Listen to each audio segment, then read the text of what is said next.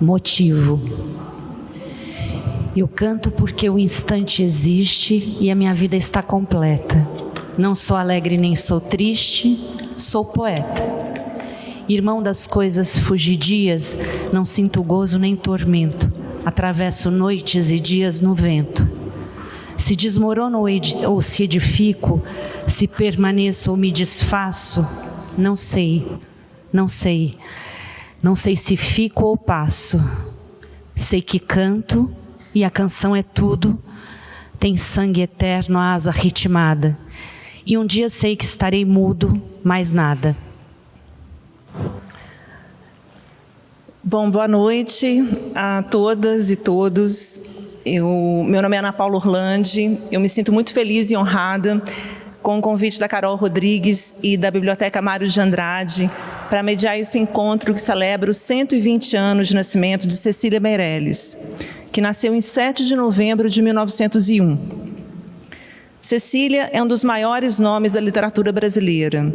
Mostra disso está no poema Motivo, do livro Viagem, de 39, que acabamos de ouvir, interpretado pela atriz Lua Guimarães. A homenagem de hoje inaugura o ciclo de eventos que a Biblioteca prepara para o ano de 2022, para comemorar o centenário da Semana de Arte Moderna. Cecília, embora não tenha participado do evento, é uma poeta moderna, de voz personalíssima, que escreveu com grande sensibilidade sobre a condição humana, entre outros temas. Além de poeta, Cecília foi muitas coisas. Ela foi cronista, dramaturga, crítica literária, professora, jornalista e tradutora de autores como a inglesa Virginia Woolf, o espanhol Federico Garcia Lorca e o indiano Rabindranath Tagore. Ela defendeu uma escola pública, laica e progressista. Foi uma mulher que sempre lutou por suas ideias. Foi, em suas próprias palavras, uma livre pensadora. Sua poesia é tema da conversa hoje entre duas poetas maravilhosas, Júlia de Carvalho Hansen e Mariana Basílio, que falam também sobre a influência de Cecília em seus textos. Ao longo do encontro, outra mulher incrível, a atriz Lua Guimarães, costura os depoimentos de Júlia e Mariana com a leitura de alguns poemas de Cecília. Para quem não conhece, Júlia de Carvalho Hansen, ao meu lado, é poeta e astróloga, formada em letras pela USP e mestre em estudos portugueses pela Universidade Nova de Lisboa. É autora de livros publicados no Brasil e em Portugal, como Seiva, Veneno ou Fruto e Romã, ambos lançados pela Chão da Feira, editora que ela integra ao lado de outras mulheres. Mariana Basílio é poeta, ensaísta e tradutora, mestre em educação pela Universidade Estadual Paulista, Unesp. Escreveu livros de poemas como Sombras e Luzes e Tríptico Vital, que mereceu destaque em importantes editais e prêmios literários. Em 2020, recebeu da Secretaria da Cultura e Economia Criativa do Estado de São Paulo o Prêmio por Histórico de Realização em Literatura. Lua Guimarães é atriz e provocadora cênica, formada em artes cênicas pela Unicamp e mestre pela USP. Mantém o sistema Viewpoints como treinamento no Estúdio 8 Nova Dança. Em 2007, fundou a Mundana Companhia, com a qual trabalhou até 2019, e lançou 2 livros sobre processos artísticos, Caderno de Atuação e Imersão Selva. Em 2003, recebeu o prêmio APCA pela atuação ao lado de Renato Borg, Elcio Nogueira e Débora Duboc. E no ano anterior, o prêmio Shell na categoria especial Idealização e Curadoria. Entre seus últimos trabalhos está o premiado espetáculo O Idiota, uma novela teatral. No final, o público pode fazer perguntas às nossas convidadas. E agora vamos ouvir Ou Isto ou Aquilo, poema que dá título ao livro publicado em 64. Ou se tem chuva e não se tem sol, ou se tem sol e não se tem chuva. Ou se calça a luva e não se põe o anel, ou se põe o anel e não se calça a luva. Quem sobe nos ares não fica no chão, quem fica no chão não sobe nos ares. É uma grande pena que não se possa estar ao mesmo tempo em 2 lugares. Ou guardo o dinheiro e não compro doce, ou compro doce e não guardo o dinheiro. Ou isto ou aquilo. Ou isto ou aquilo. E vivo escolhendo o dia inteiro. Não sei se brinco, não sei se estudo, se saio correndo ou fico tranquilo. Mas não consegui entender ainda qual é melhor, se é isto ou aquilo.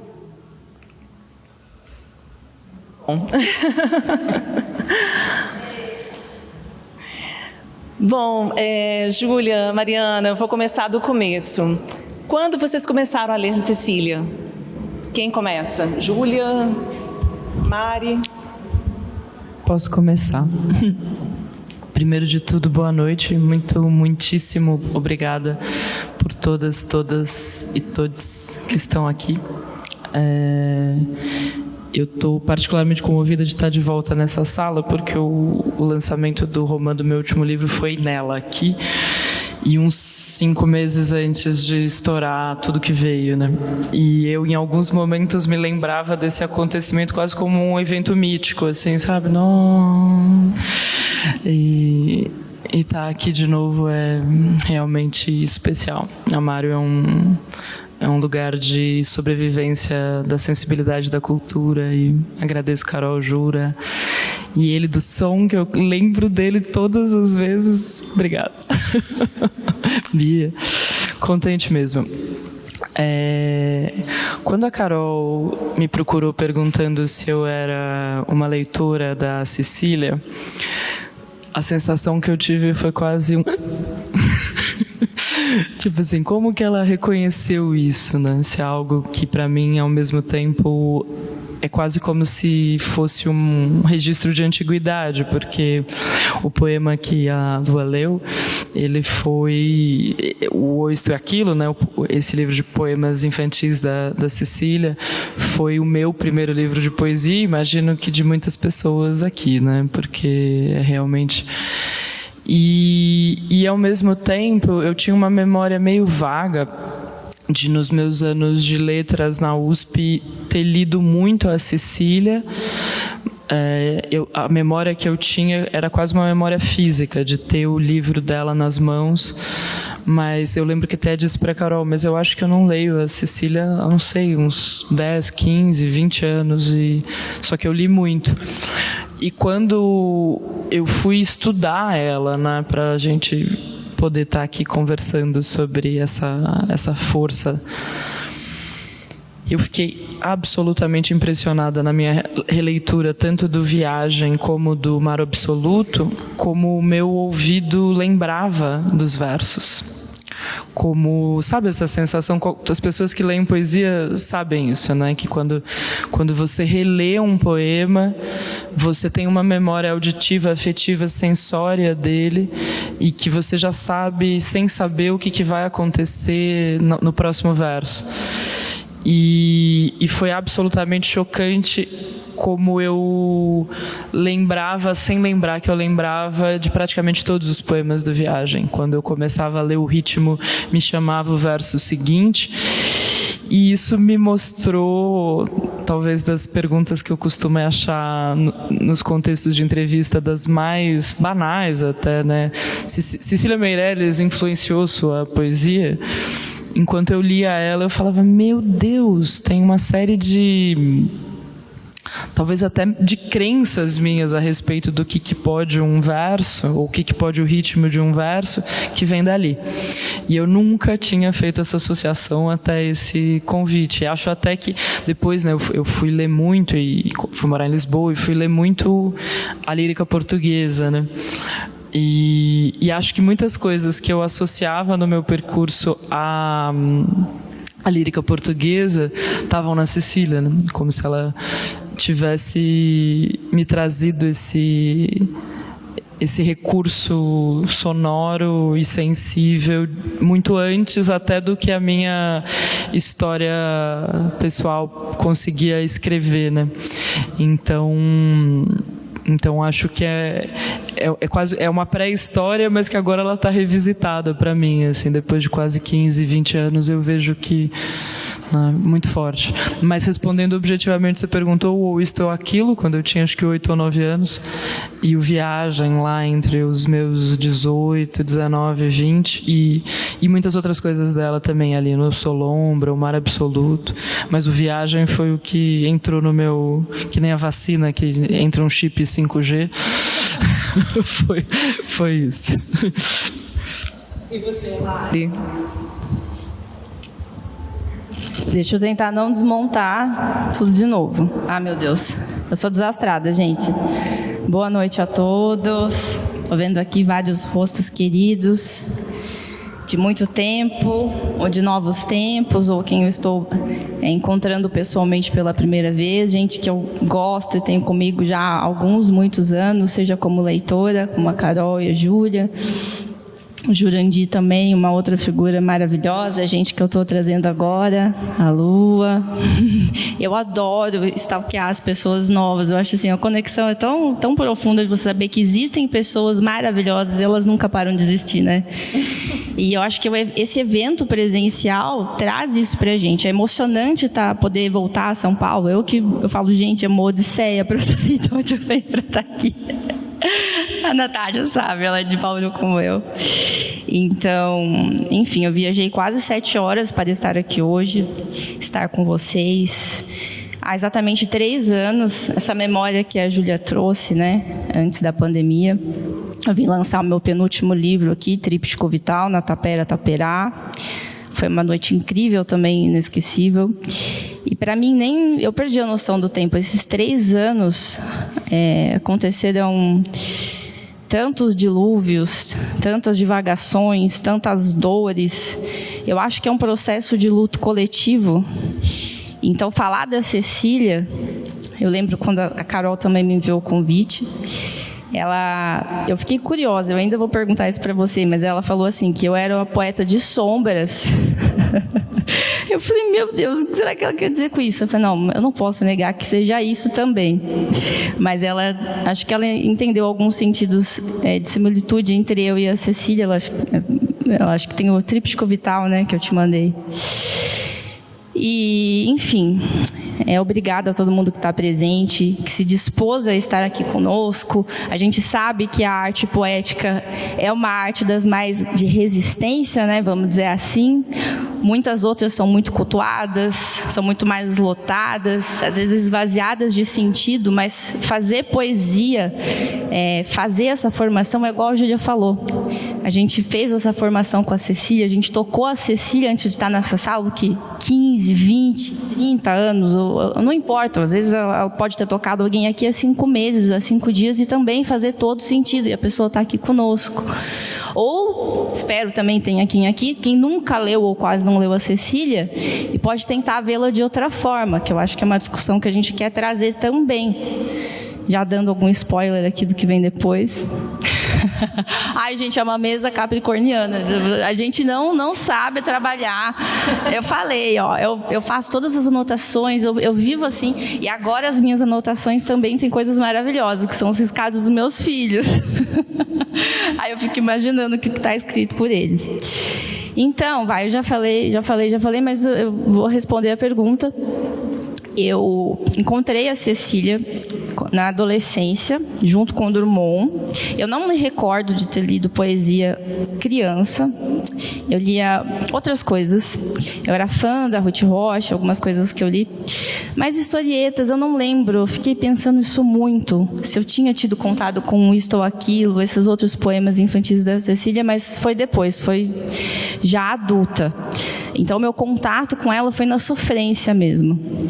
Existiu a nossa amada Marília Mendonça, existiu a nossa amada Cecília Meirelles. Eu vejo ela como a rainha da sofrência dos adolescentes. E então foi para mim, mas foi poemas esparsos na adolescência. Eu gostei muito dela, lembro os que todo mundo mais conhece, Retrato, Reinvenção, Motivo, Timidez, alguns outros. Mas ela me tocou Mas o meu encontro com ela foi melhor e mais profundo depois, alguns poucos anos depois, acho que 19, 20 anos na época da universidade, em que eu ganhei um livro chamado Cânticos, que é um livro póstumo. É um livro que ela escreveu com 26 anos de idade, são 26 cânticos, e ela sempre teve essa vibe, né, de gostar muito da filosofia budista. E é um livro que fala, eu acho que é um auge dela, assim, desse pensamento de tentar entender a metafísica das coisas. E eu também estava nessa vibe na época, então foi o match perfeito. Foi o match perfeito. E então, a partir do Cânticos, eu tenho muito isso. Quando eu me apaixono por alguém, eu stalkeio profundamente a pessoa. E o da Hilst foi a mesma coisa. Quando eu descobri o da Hilst, eu fui na casa dela, eu fui lá fuçar nos quartos, eu fui fuçar onde ficavam os baldes. Eu fui conhecer as pessoas que a rodeiam. E a Cecília não pude fazer isso exatamente, mas eu fiz nos livros. Então eu li a poesia completa dela pela Nova Fronteira um pouco depois. E, ao contrário da Júlia, isso não ficou parado no tempo. Eu trouxe ela com releituras.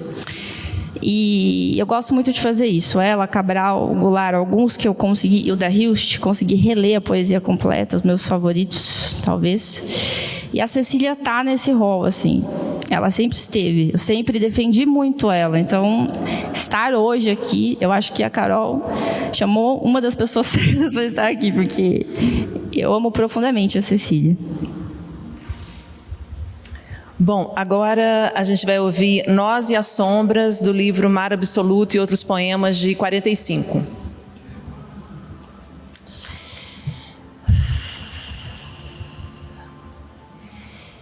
Em redor da mesa, nós viventes comíamos e falávamos naquela noite estrangeira, e nossas sombras pelas paredes moviam-se aconchegadas como nós e gesticulavam sem voz. Éramos duplos, éramos tríplices, éramos trêmulos à luz dos bicos de acetilene, pelas paredes seculares, densas, frias e vagamente monumentais. Mais do que as sombras, éramos irreais. Sabíamos que a noite era um jardim de neve e lobos. E gostávamos de estar vivos, entre vinhos e brasas, muito longe do mundo, de todas as presenças vãs, envoltos em ternura e lãs. Até hoje pergunto pelo singular destino das sombras que se moveram juntas pelas mesmas paredes. Oh, as sem saudades, sem pedidos, sem respostas, tão fluidas, enlaçando-se e perdendo-se pelo ar, sem olhos para chorar.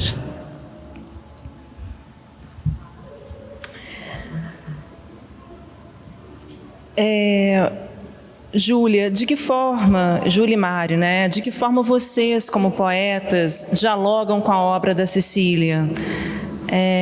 Vocês destacariam algum livro ou livros da Cecília que tenham mais diálogo com a obra que vocês produzem? Tá, vou voltar então. Bom, pensar nos meus livros, em relação aos livros da Cecília, é muito legal essa mesa, né? Porque a gente acaba criando uma espécie de espelho para tentar cavucar um pouco mais fundo, né? Eu acho que um livro de poesia é diferente de prosa por algumas razões. Mas uma delas, para mim, que é muito importante, é que, para mim, pelo menos, quando eu escrevo um poema, ou surge um poema, ou vou nesse embalo de coisas que vêm, eu sinto que há uma fruição de outras vozes desse acúmulo, né? Então,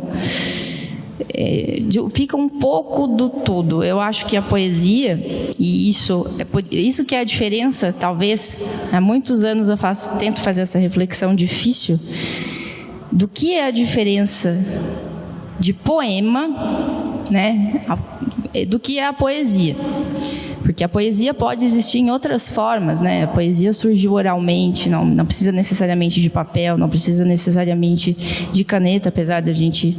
Eu amo, assim, apesar do computador ser ótimo, eu não consegui não ser analógica. Mas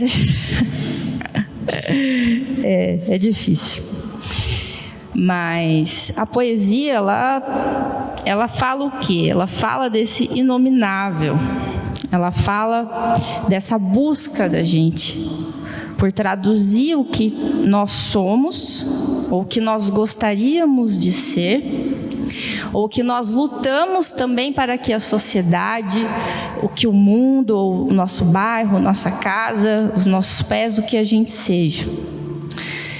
Então, pensar nessa influência da Cecília nos meus livros, eu acho que é pensar nesse traçado, nesse emoldurado, assim, do que provavelmente eu nem lembro, mas que existe de certa forma em mim, e do que eu me lembro, de livros mais impactantes, como Viagem, Vaga Música, e Espectros, que ela tanto renegou, mas eu adoro, que foi o primeiro livro dela, Cânticos, que eu já citei. A gente tem essas memórias, mas, como bem disse a Júlia antes, quem é leitor de poesia, ou quem vê poesia, seja numa obra visual, seja numa música, tanto que foi aquela polêmica, o David Bowie ganhando o Nobel, nossa gente, mas ele é poeta, sempre é essa risca de colocar a poesia numa... Olha, a gente tem uma super poeta aqui, a Carol Rodrigues, eu já falei isso em convivências paralelas, em casa. Eu acho ela uma poeta da prosa, eu consigo... a sua primeira página do seu romance, eu li ela várias vezes e eu anotei várias palavras e eu senti essa onda emocional muito grande. Então, assim, a gente fala da poesia da Cecília, mas a gente também, igual falou, fala da poesia infantil dela, fala das crônicas dela que foram descobertas décadas depois e tem muita poesia ali. Então, a poesia a gente tem que entender que está aqui, ó, está nesse nosso encontro, nessa nossa vibração, assim, todo mundo tentando pensar algo juntos, de uma pessoa que não está mais aqui, mas está conosco, né? Por que a gente está aqui pela Cecília? Por que 120 anos depois de alguém nascer em 1901, ainda faz sentido a gente falar dela, né? Ela tem uma filha de 96 anos viva, ela tem netos, ela é uma pessoa de carne viva ainda para essas pessoas, e para a gente ela é um monumento, ela é uma estátua. Então, eu vejo que os meus 2 primeiros livros, Nepente e Sombras e Luzes, são mais metafísicos, são mais aquela coisa maravilhosa que a gente faz de tentar, não copiar, mas a gente respira muito mais a voz alheia do que quando a gente vai amadurecendo e encontrando a nossa própria voz. Eu acho que a nossa essência sempre existe, mas é difícil, acontece. Provavelmente quando alguém também publica livro muito mais velho, mas quem começa muito novo, vai ter muita voz alheia ali, principalmente em poesia, isso é detectável. Então eu vejo que uma das minhas maiores influências no Brasil, Cecília Meirelles, meus 2 primeiros livros, muita influência dela, o segundo muito mais Alberto Helder. Eu também adoro poesia lusitana. E eu acho que é isso, meus 2 primeiros principais livros. Os outros vejo pouco, mas vejo nessas sombras mais longínquas. E você, Júlia? Eu acho que nessa minha leitura recente, né, da Cecília, de eu relendo ela, além da coisa que a Mari falou, de quase uma experiência, é como se a Cecília ela estivesse sempre interessada numa transformação, numa transcendência, num indizível, em algo que tá para além, né? E acho que isso sempre é o que essa busca do desconhecido acaba sendo sempre o que mais me interessa, inclusive como leitora de poesia. Mas enquanto eu estava relendo a Cecília, o Viagem, sobretudo, né, mas também o Mar Absoluto, eu lembrei de uma coisa que eu ouvi na Faculdade de Letras sobre ela, que eu acho que foi uma frase do Manuel Bandeira sobre ela, que era uma Cecília libérrima e exata. Sim, foi o Manuel Bandeira. Né? E eu lembrei disso pensando o quanto para mim isso no meu registro de escrita de poesia é uma busca constante, uma liberdade absoluta e uma exatidão de que não poderia existir uma outra palavra naquele lugar. E essa sensação mesmo de que eu aprendi a buscar isso com a Cecília foi muito latente nessas últimas semanas relendo ela, assim, sabe? E a sensação também que eu tenho, isso, claro, né? Eu, como astróloga, fui ver o mapa da Cecília, claro. Claro, né? Conta pra gente o que você descobriu lá. Claro. Não sei o ascendente, né, gente? Mas é uma escorpiana com cabeça dragão e Mercúrio em conjunção em Escorpião, Lua em Libra, Saturno em Capricórnio, em conjunção a Júpiter em Capricórnio e muito Sagitário no mapa. Uma Vênus em Sagitário, como eu também tenho, e um Marte em Sagitário. E o que eu pensei disso, né? Desculpem a divagação, é que eu estava tentando fazer o download da minha memória do mapa, né? Assim, eu lembro, assim, Netuno em Câncer, enfim. E eu acho que o que eu vi no mapa dela foi, para o que eu estou falando agora, né, é essa noção da escrita quase como uma aventura de experiência, quase como uma experiência de viagem, né? A escrita como algo que você sai em busca, né? Que você vai caçar, que você vai, né? E isso também faz com que ela tenha publicado muito, né? Eu tenho essa sensação como leitora dela, que tem uma produção publicada mesmo, muito extensa. E a sensação que me dá é que é porque também talvez o que mais interessasse a poesia dela era a busca, sabe? Era a pesquisa, né? E, aliás, no meio disso eu descobri uma coisa que eu não sabia, descobri em busca de internet, que a Cecília... Não, ela fez, aí tem uma fofoca também, mas a fofoca é muito, muito, muito íntima para uma homenagem na Biblioteca Mário de Andrade. Mas a outra fofoca de bastidores. Mas o que eu tô pensando, na verdade, de brincadeira e de chamar de fofoca, né, até me perdi, gente. Fiquei pensando no amante de Cecília Meirelles. E me perdi. Mas o que você descobriu na internet, nessa pesquisa? Que ela escreveu um livro sobre macumba. Ela foi pesquisar o gesto, o ritmo, o título é isso, o gesto, o ritmo e mais alguma coisa de terreiros de Umbanda e de Candomblé. E eu dei uma lida nesse livro, assim. Sim, interesse dela como pesquisadora. Ela era uma pedagoga também, né, gente? Uma figura assim. Esse livro foi, inclusive, relançado ano passado pela Global. Foi a edição que eu adquiri. Foi uma palestra que ela deu em Portugal, mas parece que ela morava perto de um terreiro, enfim, ela teve esse contato na infância. E ela desenhou, né? Maravilhosos desenhos, super bonito, assim. Ela morava perto da Estácio de Sá, da escola de samba. Sim. E tem a história da viagem também, né, que é super importante na trajetória dela. Eu até vi um trecho de uma entrevista que eu achei tão bonito, assim, ela deu uma entrevista na década de 60 e falou: viajar para mim nunca foi turismo. Deixa eu colocar aqui as palavras dela, que é super bacana. Vênus em Sagitário. Jamais tirei fotografia de país exótico. Viagem é alongamento de horizonte humano. É muito bonito isso, né? Bom, aí a gente volta aqui. A gente vai ouvir agora o poema Segundo Motivo da Rosa, do livro Mar Absoluto e Outros Poemas, que é dedicado ao Mário de Andrade.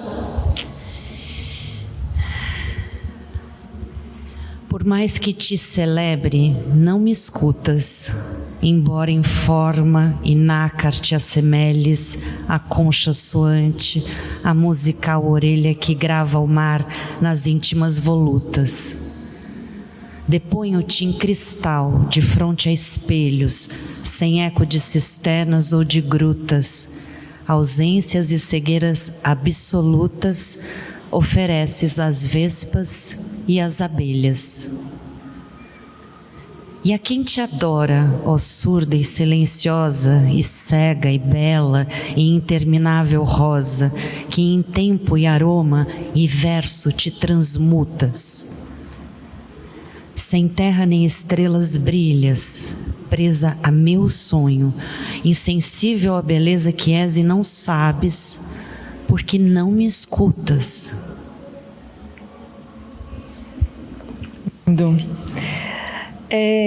Mari e Júlia, a gente já falou do termo do Manuel Bandeira, né? Que Cecília era libérrima e exata, né? Qual que é o legado da Cecília para a literatura em língua portuguesa, na opinião de vocês?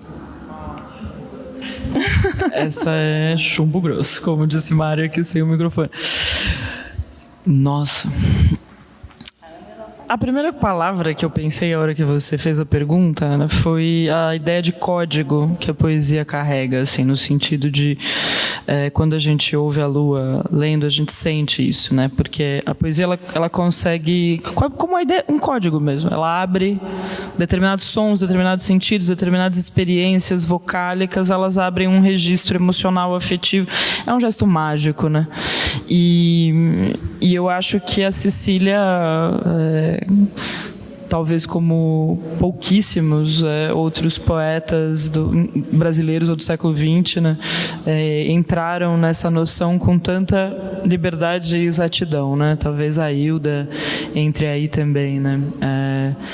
E que também é uma lírica portuguesa mais antiga, né? Quando a gente pega, sei lá, o Romanceiro da Inconfidência, que ela vai escrever em redondilhas, retomando uma tradição, né?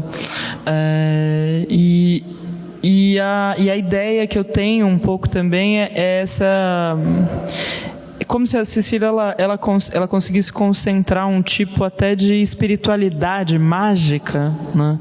Que ela é muito latente no que é o contexto Brasil, né? Eu, como astróloga, eu leio muito mapas de portugueses e muito mapas de brasileiros, de outras culturas e nações também. Mas se eu pergunto para um brasileiro: você tem vida espiritual?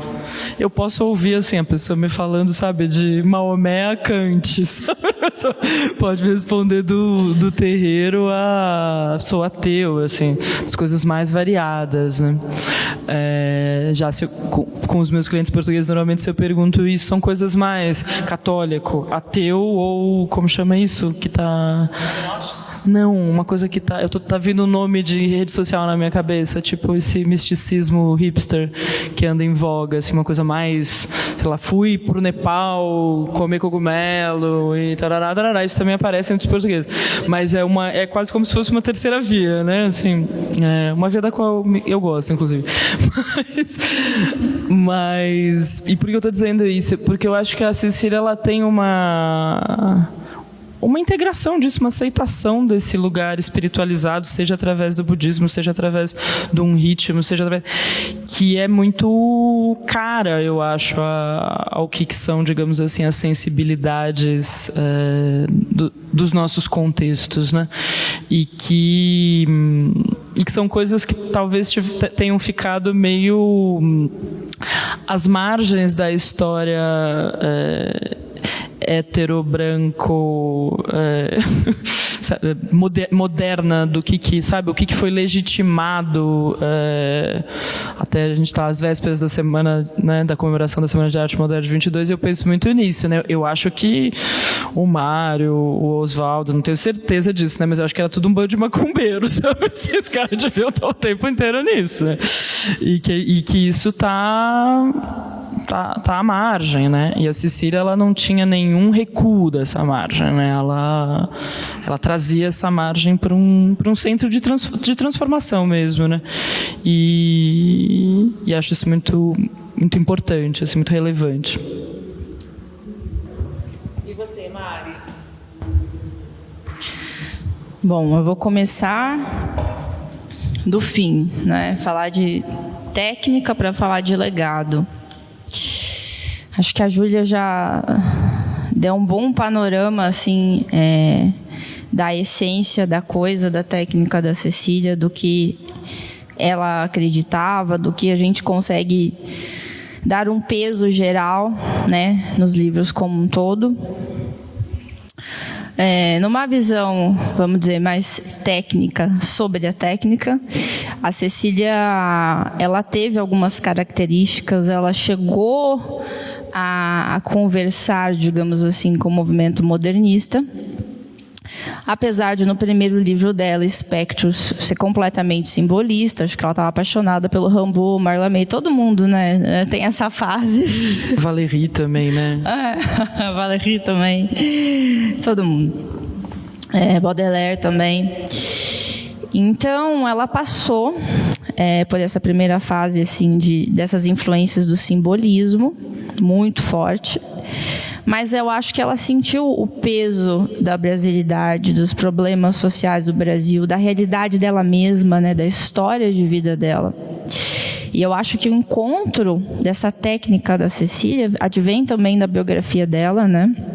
Não sei se todo mundo aqui sabe, mas é sempre bom recordar que a Cecília ficou órfã do pai dela 3 meses antes de nascer. Ela perdeu a mãe dela antes dos 2 anos de idade, mais ou menos, acho que isso. A partir dos 3 anos de idade, eu sei que ela foi criada pela avó Jacinta.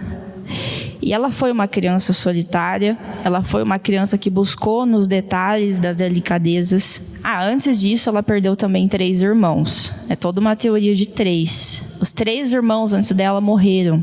Ela foi a 4ª filha a sobreviver.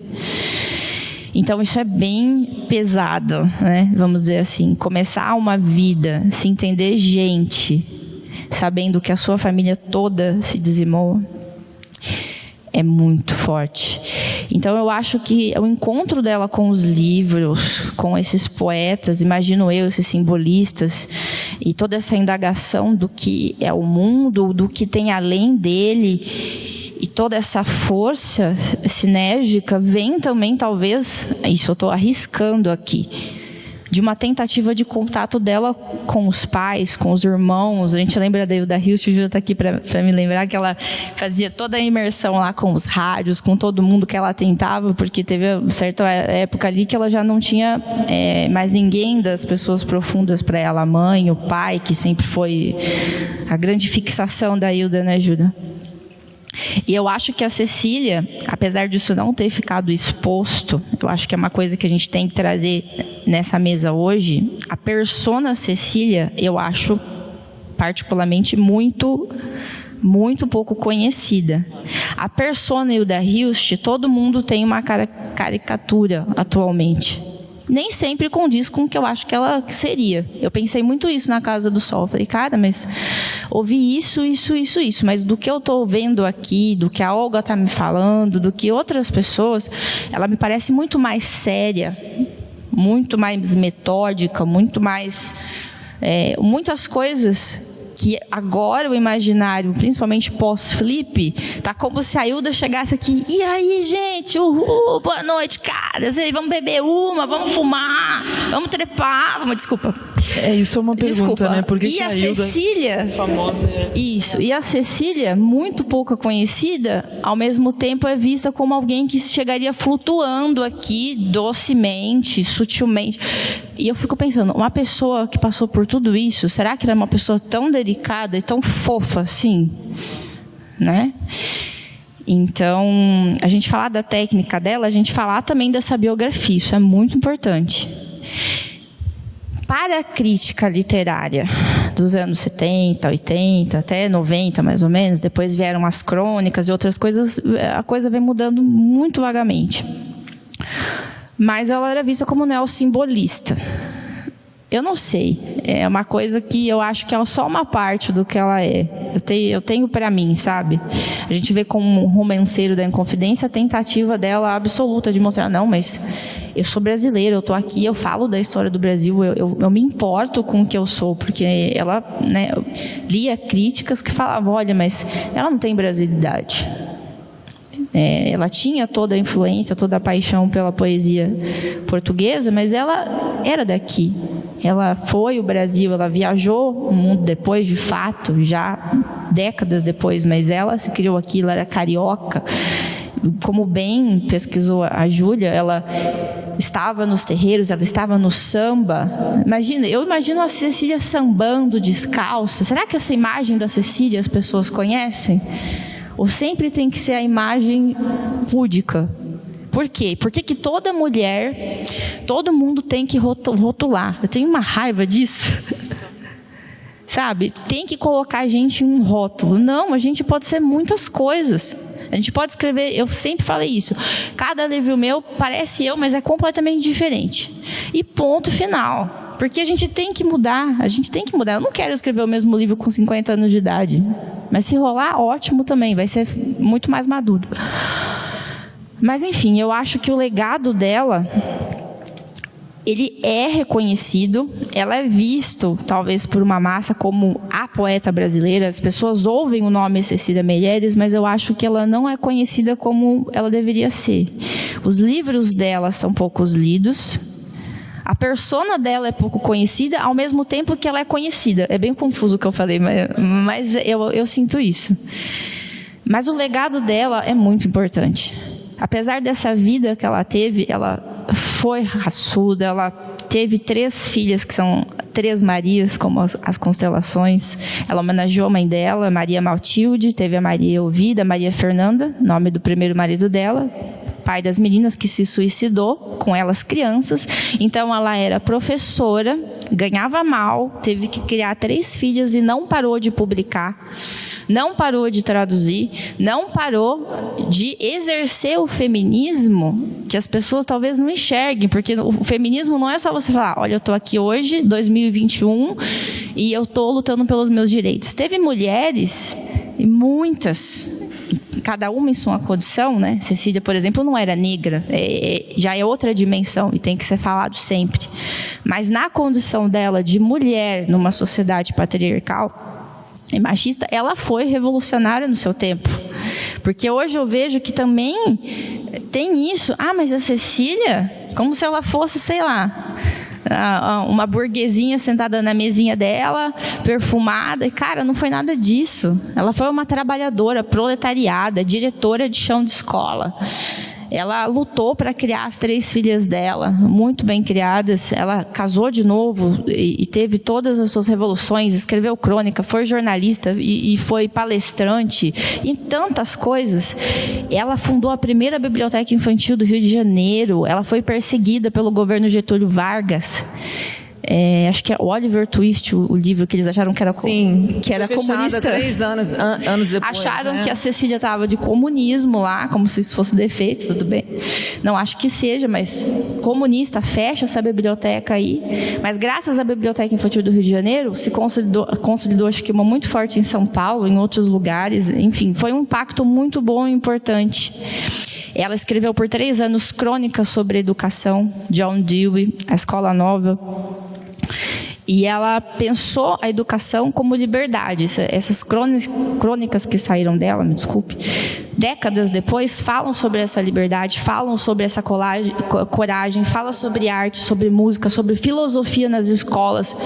Cara, então tudo isso é ela e tudo isso é a poesia dela. Sim, a gente pensar no contexto, né, que isso aconteceu na década de 30, as mulheres tiveram direito ao voto no Brasil, né, e Cecília já estava... E eu concordo muito com o que você está falando, Mari, que é como se precisasse tirar a Cecília de uma forma de mármore, assim, né? Ela não está aí, gente, é um outro... Você tem Mas essa é a minha próxima pergunta. Peraí que a gente vai ler um poema no meio. Bom que já vai ferver. Bom, então agora a gente vai ouvir o Gargalhada do livro Viagem, de 39, que é o livro que a Cecília considerava o inaugural, apesar de ter estreado em 1919, né? Mas, enfim...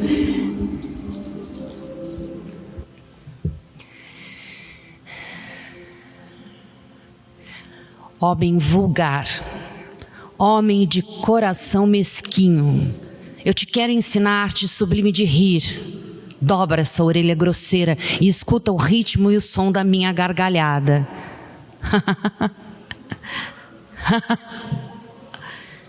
Não vês?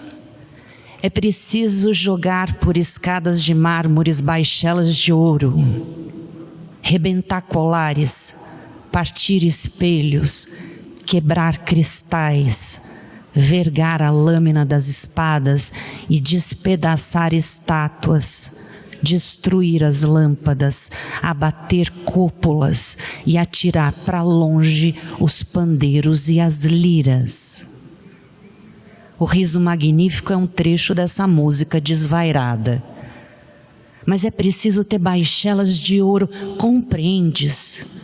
E colares, e espelhos, e espadas, e estátuas, e as lâmpadas, Deus do céu, e os pandeiros ágeis e as liras sonoras e trêmulas. Escuta bem. Ha, ha, ha, ha.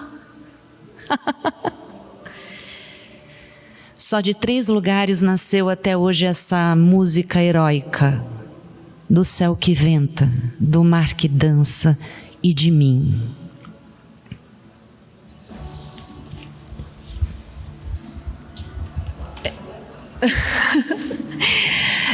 Gargalhada é um poema que contradiz essa imagem, né, que a gente já falou, que foi colada a Cecília de poeta etérea, distante do tempo, que escrevia, entre muitas aspas, poesia de mulherzinha, né? Essa imagem, na opinião de vocês, ela afasta os leitores, ela contribui para um apagamento da Cecília? Eu acho que sim. Muito na linha do que a Mari estava dizendo, né? Assim, de que é como se existisse uma formatação muito rígida e muito pouco condizente com provavelmente o que foi, né, a Cecília. Enquanto a Mariana estava falando, eu estava pensando muito nessa questão quase de uma sobrevivência mesmo da sensibilidade, né? Porque ao mesmo tempo, quando a gente vê imagens da Cecília, ela quase sempre sorri, ela quase sempre está assim, sabe, como se ela estivesse dizendo um grande sim para a vida, né, em torno de tanta morte, né? E ao mesmo tempo eu acho que todos os escritores, né, todos os nomes de autores acabam sofrendo desse tipo de estereotipização, que ela vai sendo transformada de tempos em tempos e de relações em relações, né? Assim, uns dias atrás, antes daqui, eu postei um poema da Cecília no Instagram. E eu senti pelos comentários que as pessoas estavam surpresas de que aquilo era tão... Você viu isso, né? Eu senti pelos comentários, pelo efeito, assim, né? Claro que pode ser uma viagem da minha cabeça, mas não é? Mas de que era uma coisa assim, nossa, mas essa figura tão escolar, né? Talvez eu tive que ler Cecília para a prova da FUVEST, por exemplo, né? Então esse tipo de registro, né? Mas Drummond também está nesse tipo de registro, porque ele, né, não é visto assim.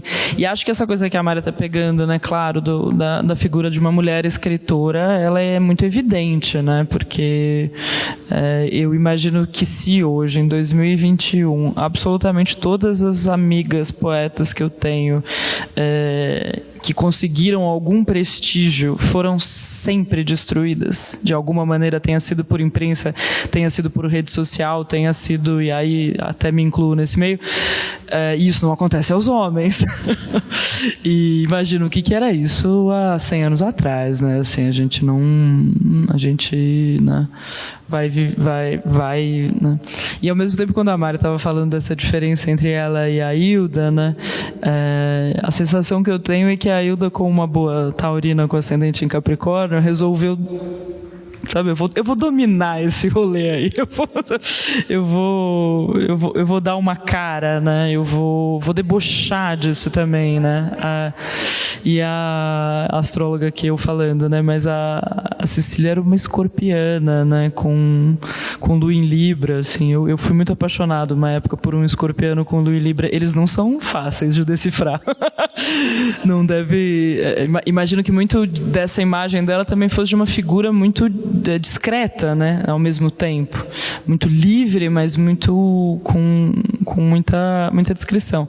Mas eu acho que sim, respondendo a tua pergunta mais diretamente, né, que há uma formatação do que é a imagem da Cecília, e a poesia dela tem muito mais a transformar e a dizer sobre o nosso tempo, e ao mesmo tempo, como a Mariana disse, quando você vai encontrar o que é biograficamente essa experiência de vida de Cecília Meirelles, você vê que não dá conta, né? Uma pessoa que estava assinando manifestos da educação no Brasil,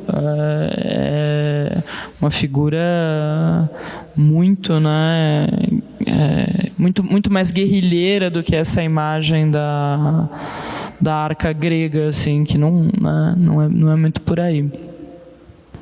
E imagino que ela fosse muito passional também, a sensação que eu tenho quando leio ela, que ela uma intensidade muito, né, muito passional e muito sobrevivente também, né?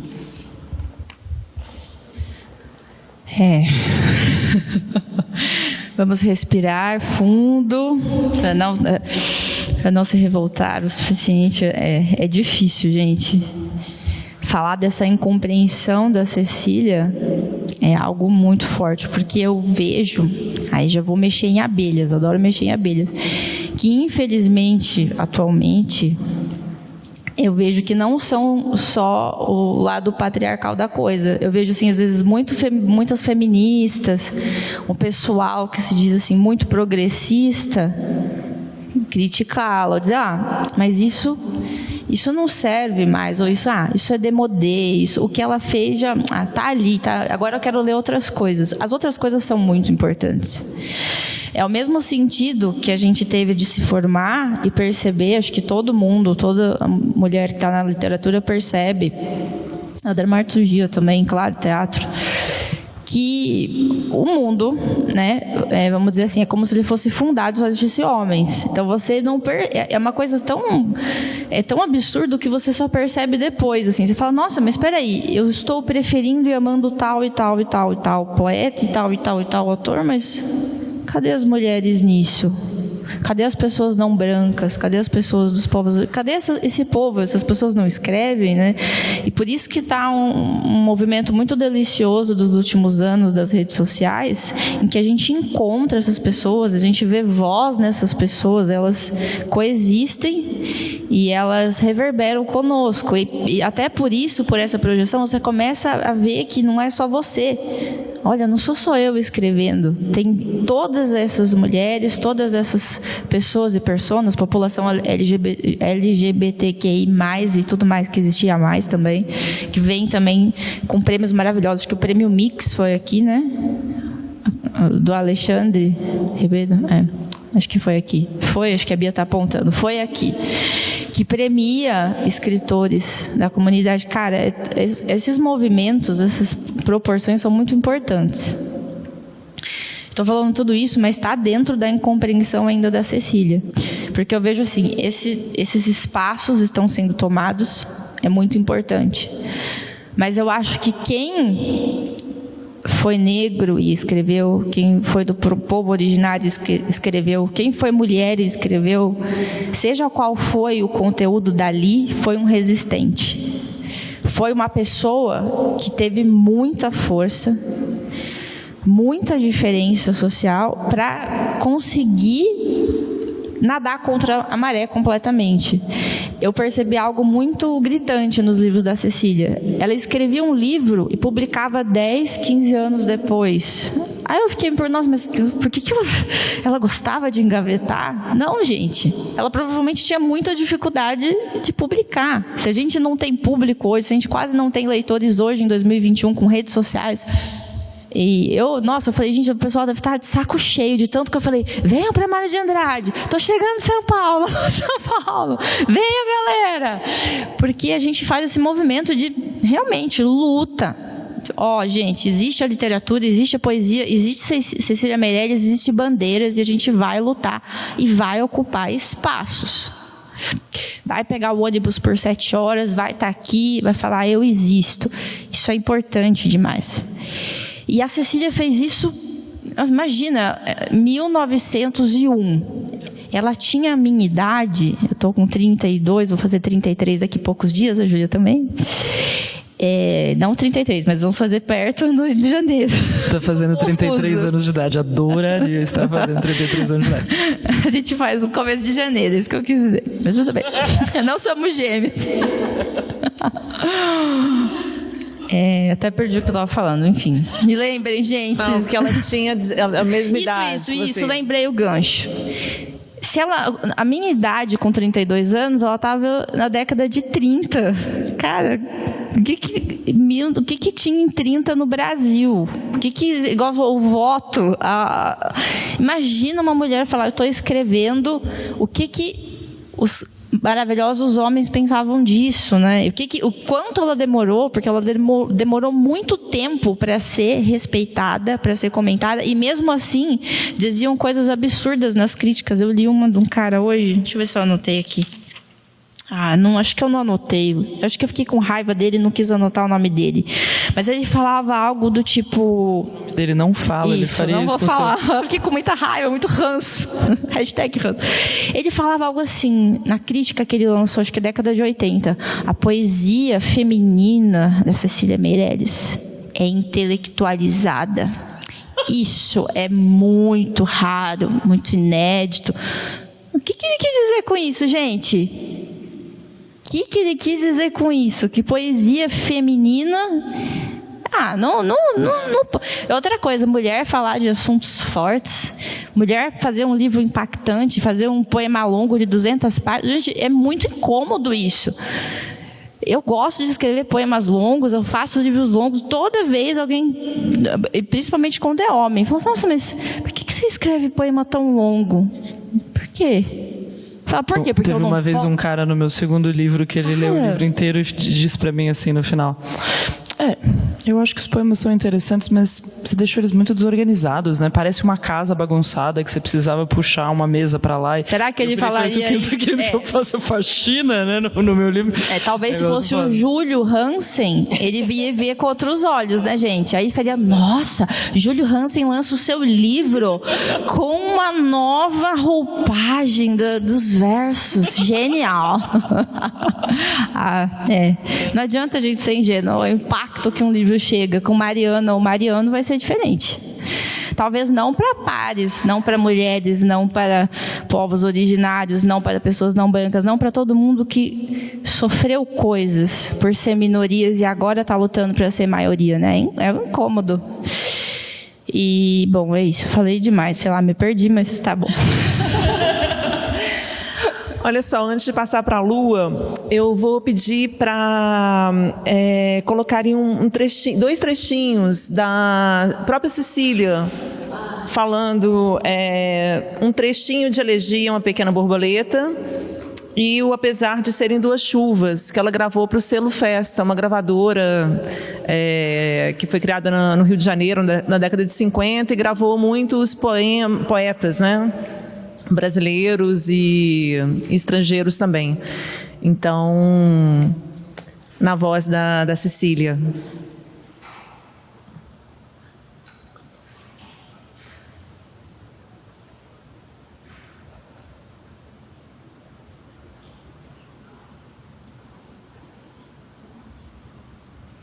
apesar de serem duas chuvas.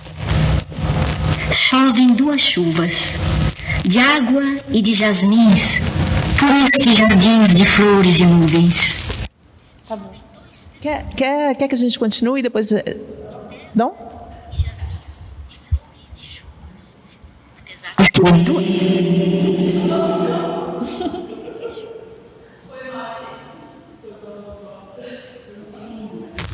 Apesar de serem duas chuvas. Chovem duas chuvas, de água e de jasmins, por estes jardins de flores e nuvens. Sobem dois perfumes por estes jardins, de terra e jasmins, de flores e chuvas. E os jasmins são chuvas e as chuvas jasmins, por estes jardins de perfume e nuvens.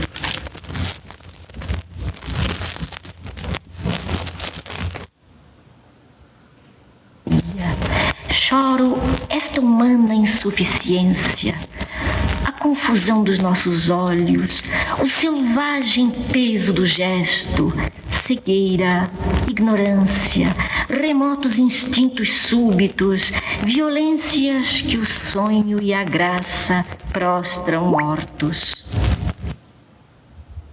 Só uma palhinha para a gente ter a voz da Cecília, né? Acho tão importante ouvir essa... Bom, então agora a gente vai ouvir o Confissão do livro Vaga Música, de 1942.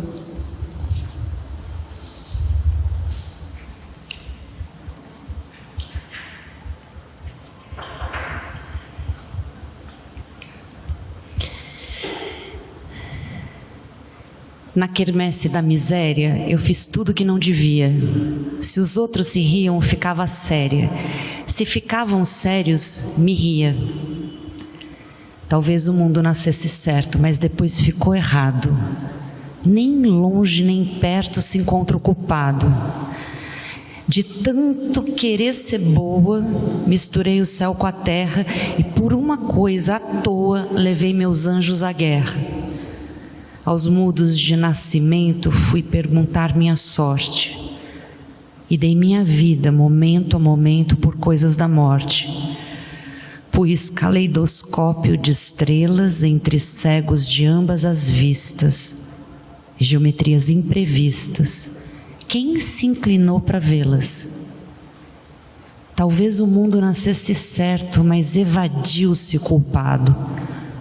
Deixo meu coração aberto, a porta do céu fechado.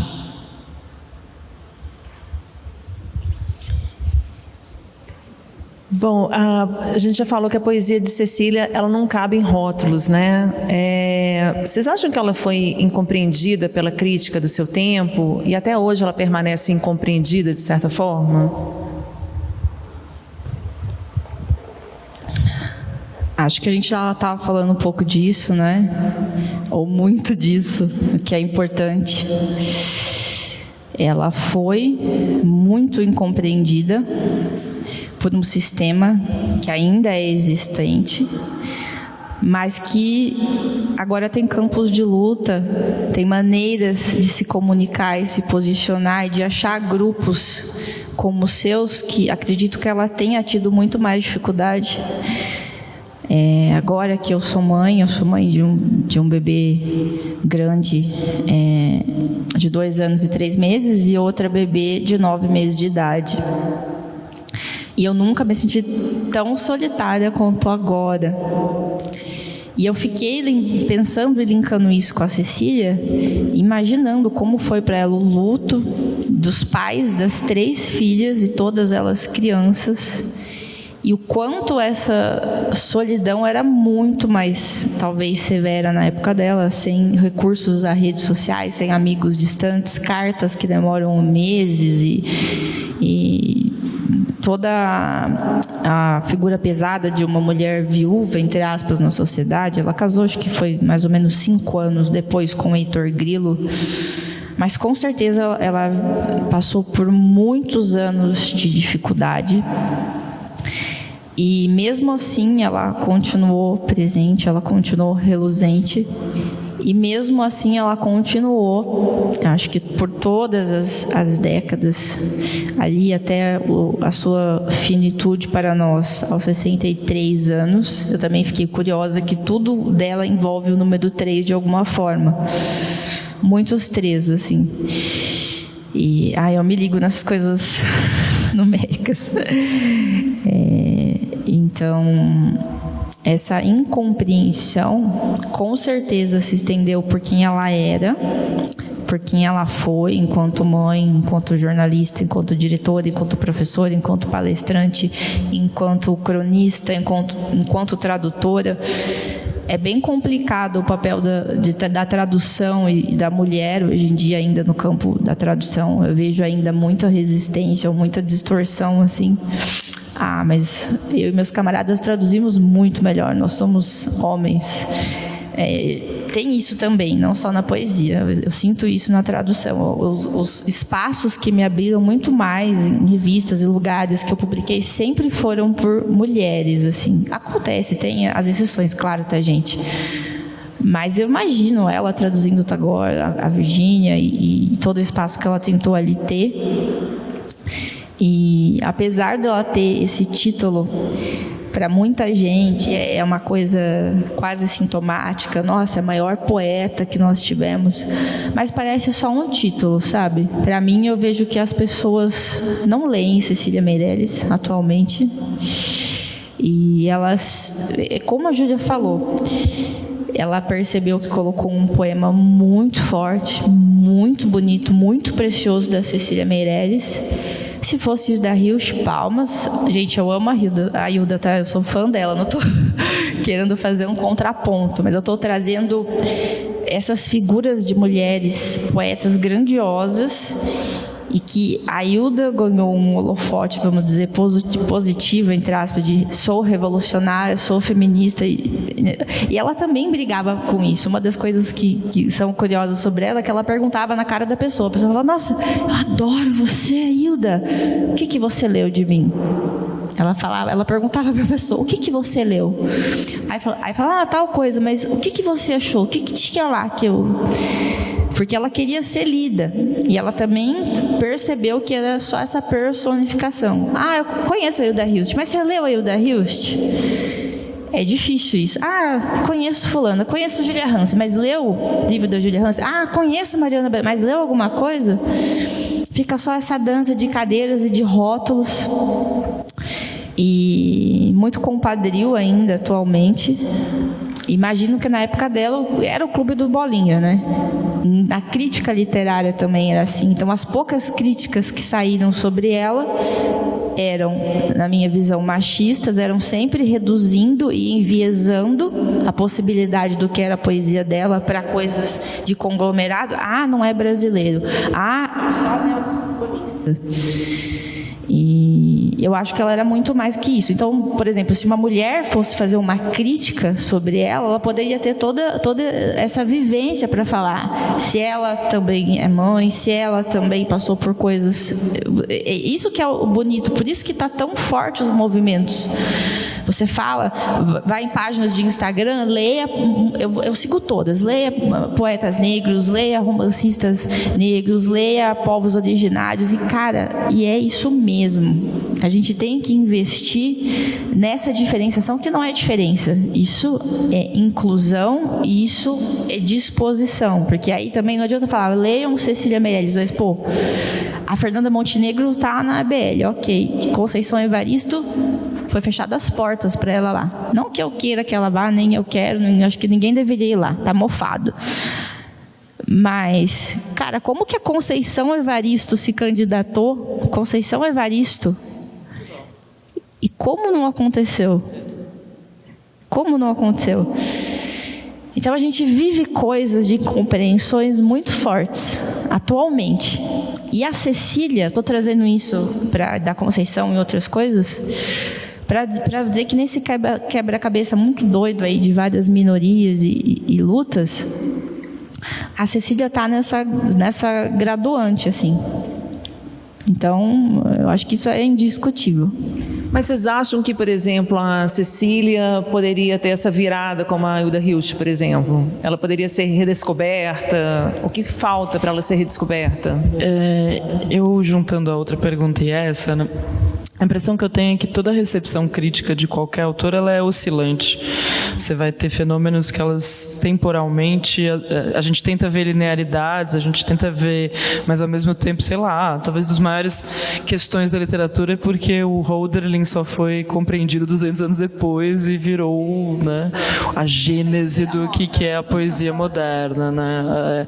E eu acho que a poesia, ela consegue sempre tocar nesses interstícios do tempo em que o passado, futuro, presente, eles vão, enfim, né, se liquefazer e virarem outra coisa. Mas a impressão que eu tenho, ela é que a Cecília é como se ela fosse um caso muito complicado. Porque, cara, isso aqui, temos editado nesse momento a obra completa de Cecília Meirelles com... como chama, com capa dura, ela está em catálogo, né? Ela não é uma escritora que ela esteja desaparecida, né? E que ela não tenha legitimidade, mas ela virou um ícone de museu e objetivamente ela não é lida na mesma medida. Ela não é um hit do verão, mas eu diria um pouco assim, se ela pode ser, acho que sim. Acho que sim. Mas a sensação que eu tenho também é muito o que a Mari está falando. Se a gente tivesse aqui numa homenagem a Hilda Hilst ou numa homenagem a Ana Cristina César, teria um hype que ser... E Hilda Hilst e Ana Cristina César, eu sou capaz de me... sou capaz de me curvar como sei lá o quê, né? Não acho que isso seja um fenômeno de tirar de uma e ir para outra, né? Não é isso. Mas eu também acho que, enquanto época, a gente vive um fenômeno muito do século XX, mas que ele ficou ainda mais acentuado, que é essa questão da manada, né? A gente vive manadas, né? Então, efeitos, assim, tá todo mundo achando aquilo ótimo, e aí daí cancela tudo aquilo, e a Cecília até agora não está nessa manada, só que eu, como uma pessoa que várias vezes me vejo falando sobre coisas que um tempo depois, tipo as plantas, né, um tempo depois vira manada, eu penso, talvez a gente esteja na gênese de algo aqui, que daqui a algum tempo as pessoas vão estar falando de Cecília como uma autora mais cotidiana, né, porque eu acho que ela tem muitas respostas se tem uma coisa que o nosso tempo precisa, é de transcendência, né? Se tem uma coisa que o nosso tempo precisa, é de ressurreição, né? E isso, a poesia da Cecília, ela é diariamente, em todos os instantes, isso, né?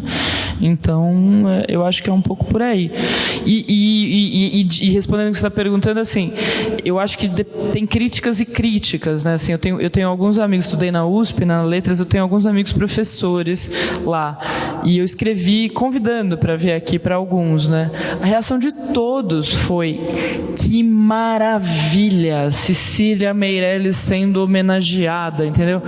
Que são figuras que leem a Cecília, que dão aula sobre a Cecília dentro da Universidade de São Paulo, né? Então você vai ter lugares e lugares de circulação. Certamente ela não está nas redes sociais como a Hilda ou como a Ana. A Clarice, né? A Clarice, nossa, a Clarice bafo. A Clarice é pensador.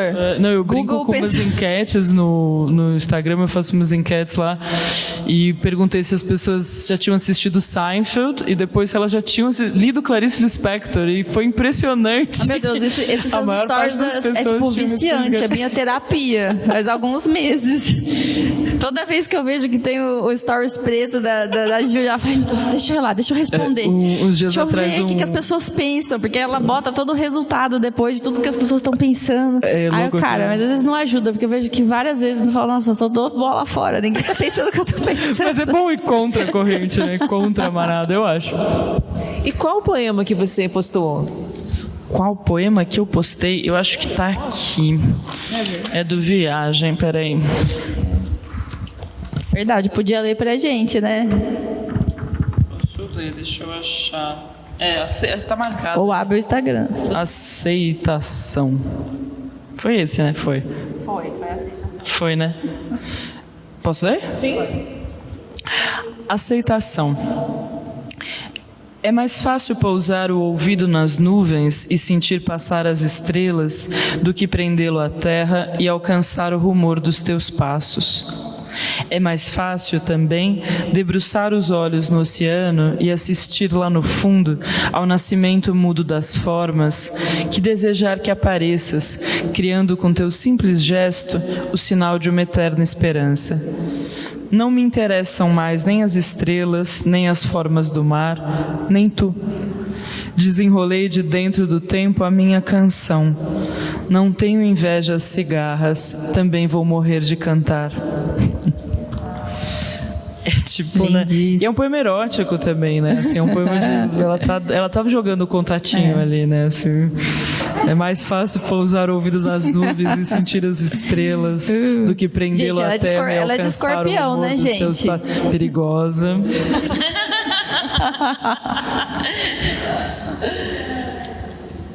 Bom, vamos ouvir então o interlúdio do livro Vaga Música, de 42. Ai, parece que vocês falam e parece que vem para cá. O que vocês estão falando vem para cá. É muito maluco. Inspira, né? Gesto mágico, a poesia é um gesto mágico. É.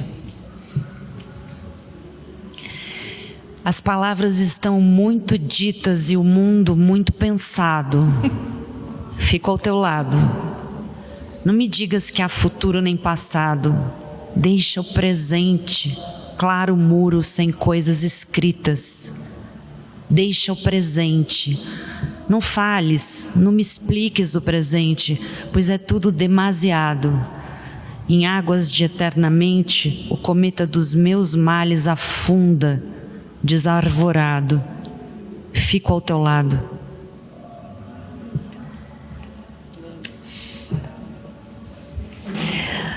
Gente, para terminar, o que Cecília tem a nos dizer no século XXI?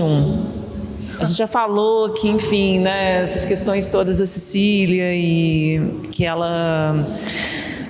Bom, tá apagada. vamos respirar de novo, né? Que bom que a Mariana vai responder primeiro. Aquele alívio, né, de quando o coleguinha fala, ufa, ele vai primeiro que eu.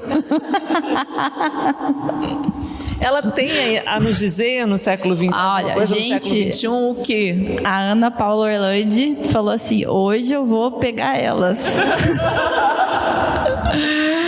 Eu vou aplicar perguntas assim fáceis de serem respondidas. Não que seja difícil, mas é complexo, né? Mas eu acho que o que vem assim nos meus sentidos, qual a importância da Cecília no século XXI? Eu acho que a gente já respondeu isso em todas as questões anteriores. A importância dela é mostrar que a revolução das coisas, a historização das coisas, a luta pela representatividade, pela procura da ocupação do seu lugar, de escrever, de existir, de fazer arte, apesar de todas as dificuldades e mazelas, apesar de todas as mortes e sombras que ela dimensionou e viveu. Pensar a educação como ela pensou, pensar a cultura como ela pensou, amar o folclore como ela amou, com certeza amou o samba, já vou falar aqui, amou o samba, amou dançar, eu já estou imaginando ela com uma taça de vinho, pés descalços, que é um exercício legal para a gente pensar assim no final dessa mesa.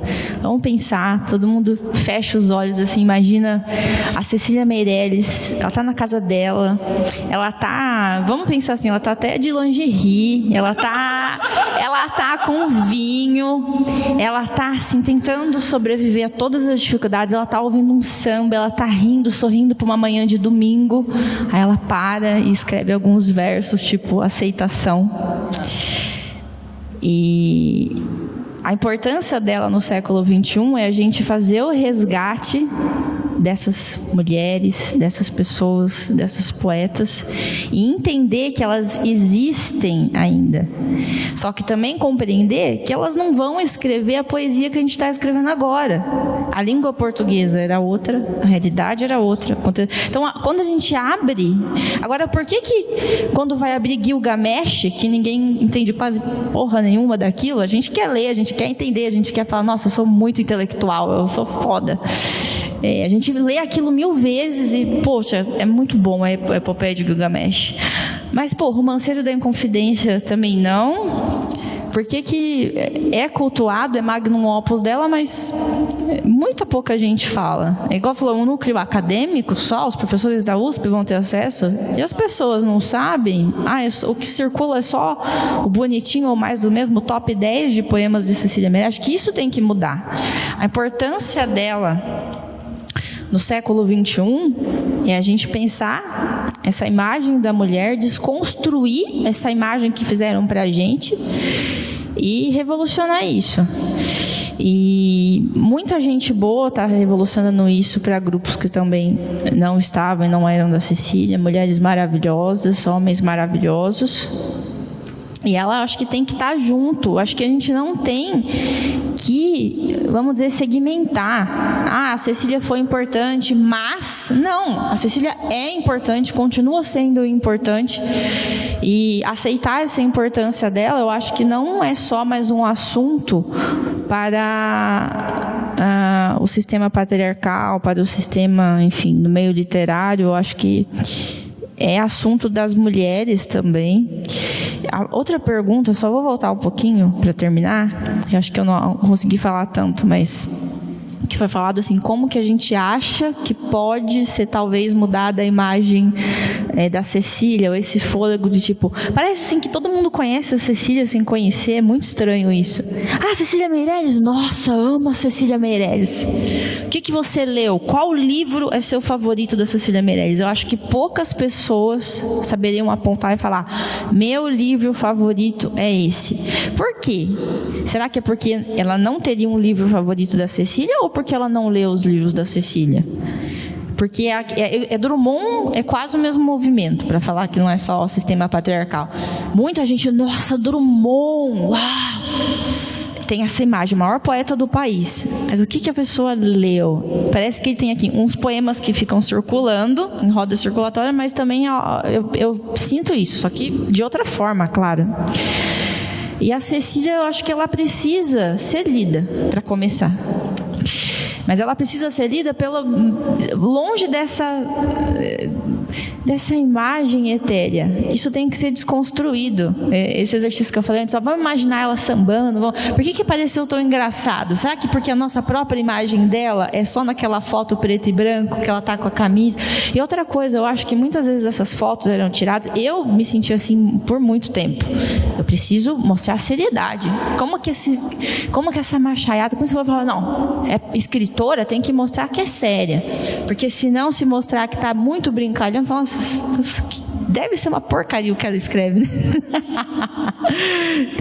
Porque eu sinto isso, tem que colar a imagem do livro que está ali com... Isso é muito... Eu acho que os homens não precisam disso, né? Ser engraçadinho homem é ótimo, ser engraçadinho mulher já é diferente. E eu acho que a Cecília sentia isso. Nossa, eu vou para o lançamento, eu vou para a foto, Imagina, gente, décadas atrás isso. Então, era uma coisa necessária, mostrar essa seriedade, mostrar essa sobriedade. Os problemas todos para debaixo do tapete. A gente tem essa dificuldade ainda. Os problemas todos para debaixo do tapete. Ser mãe, ser mulher, ser escritora. Não, eu estou bem, eu estou conseguindo. A troco de muito suor e sangue.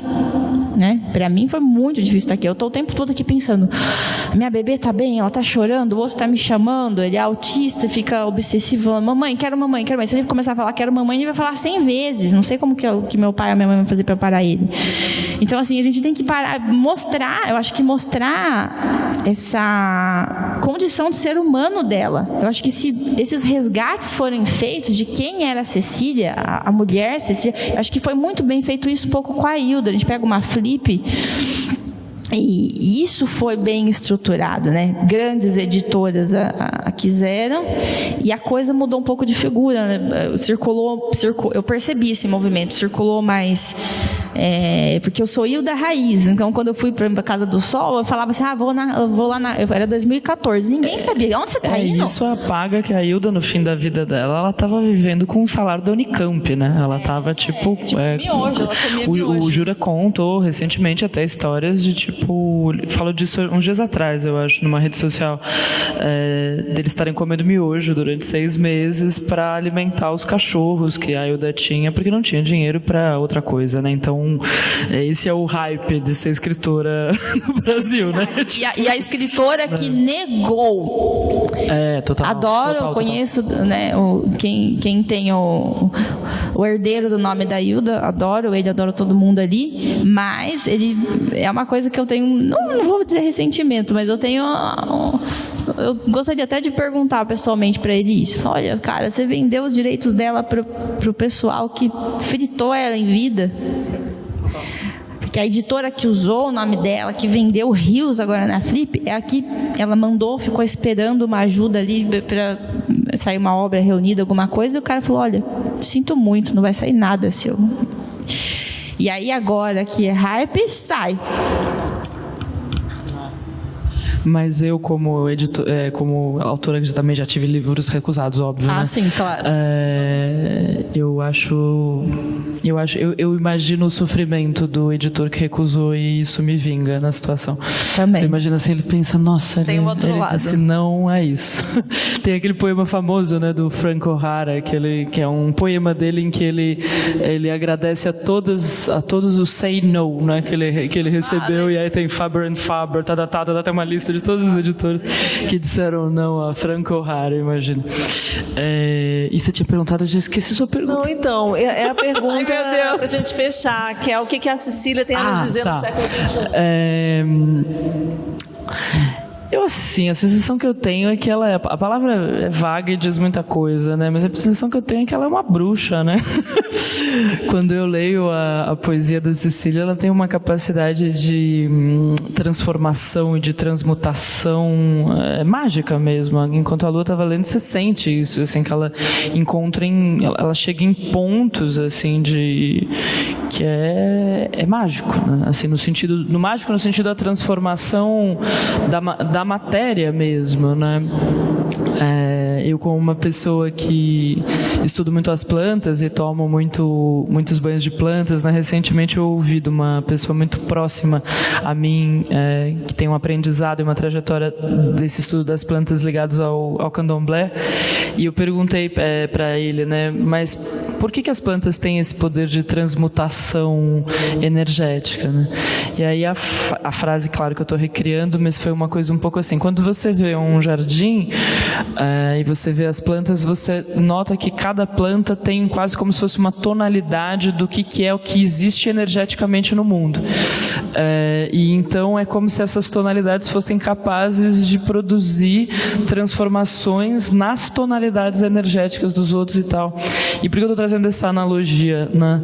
Porque eu sinto que a Cecília, ela faz isso às vezes num verso com 5 palavras, ela altera a tonalidade emocional, ambiental, sensível, né, de quem está lendo. E eu, como poeta, a sensação que me dá é que o que talvez a gente mais precise como época é de sensibilidade.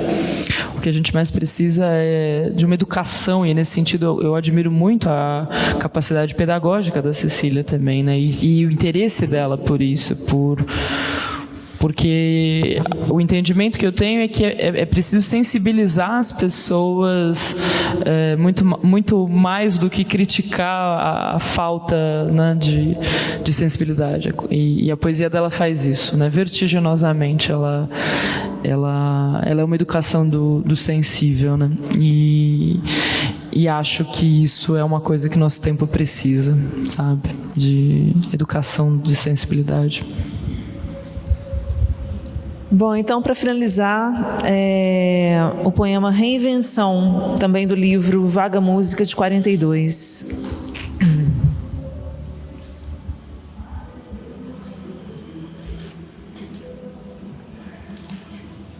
A vida só é possível reinventada. Anda o sol pelas campinas e passeia a mão dourada pelas águas, pelas folhas. Ah, tudo bolhas que vêm de fundas piscinas de ilusionismo. Mais nada. Mas a vida,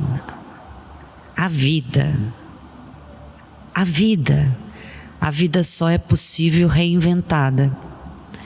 Vem a lua, vem, retira as algemas dos meus braços, projeto-me por espaços cheios da tua figura.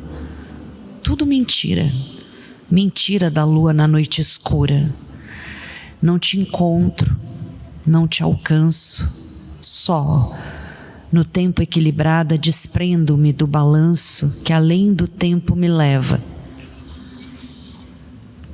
Só na treva fico, recebida e dada, porque a vida só é possível reinventada.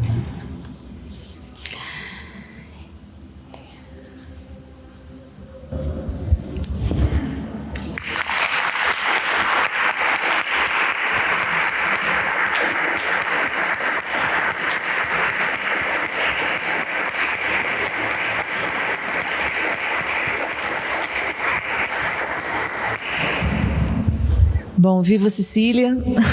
A gente vai abrir para perguntas, quem quiser fazer alguma pergunta, para Júlia, Mari, para Lua. Tem um microfone aqui. Para Cecília.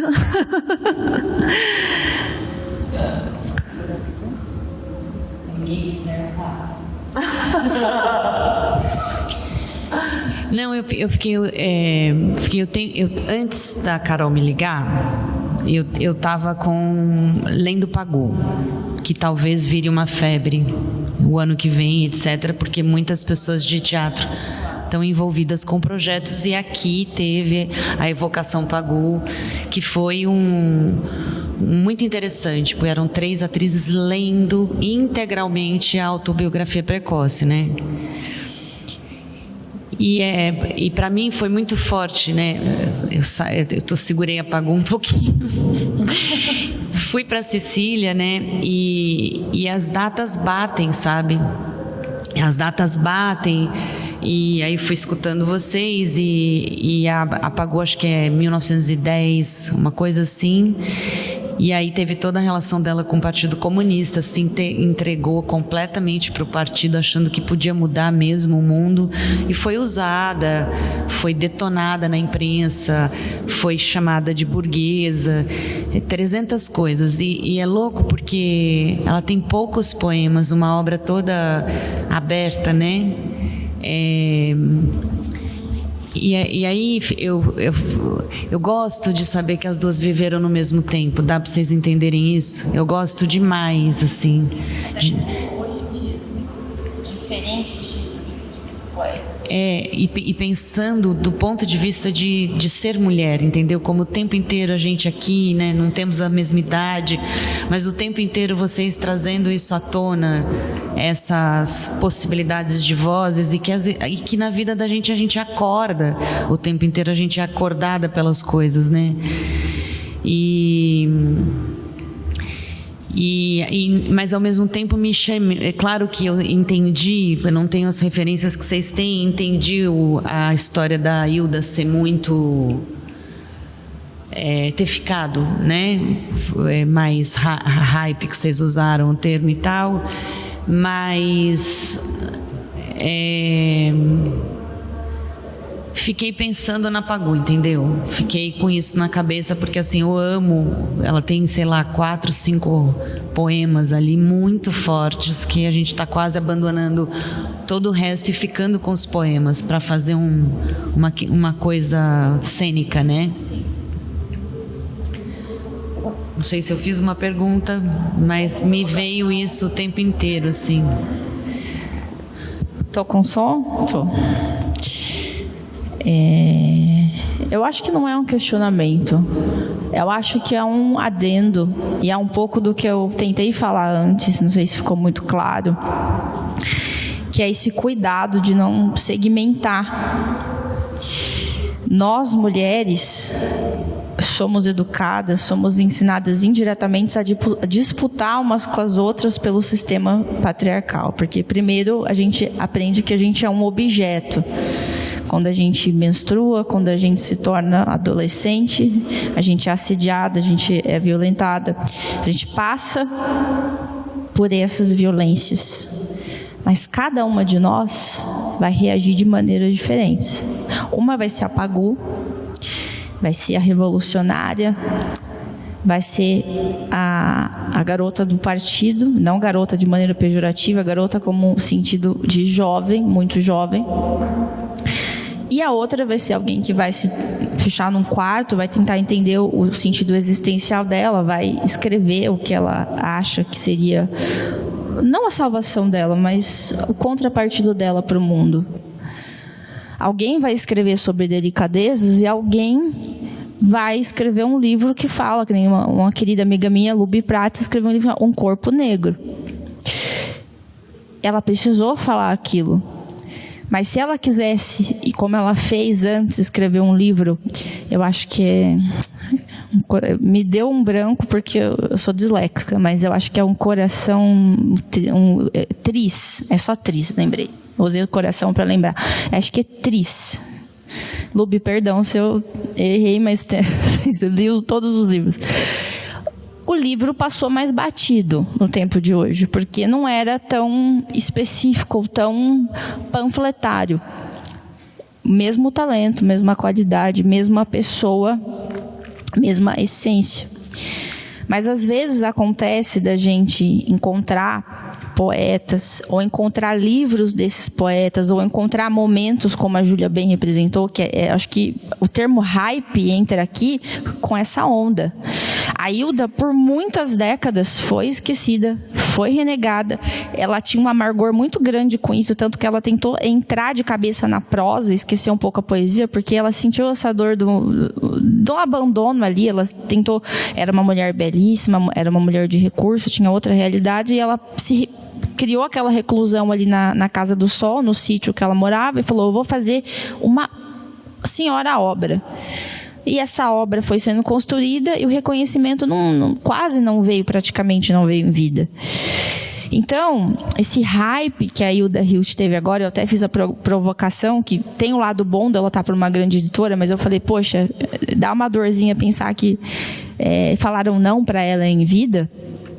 É a gente pensar na Pagu e nas dores dela, pensar na Cecília e nas dores dela, e que cada uma, na sua essência e na sua possibilidade, escreveu coisas diferentes, mas todas viveram as violências, as opressões, as dificuldades. Aí tudo bem, mas uma resolveu revolucionar, mas aí é que está. A Cecília revolucionou de outra forma.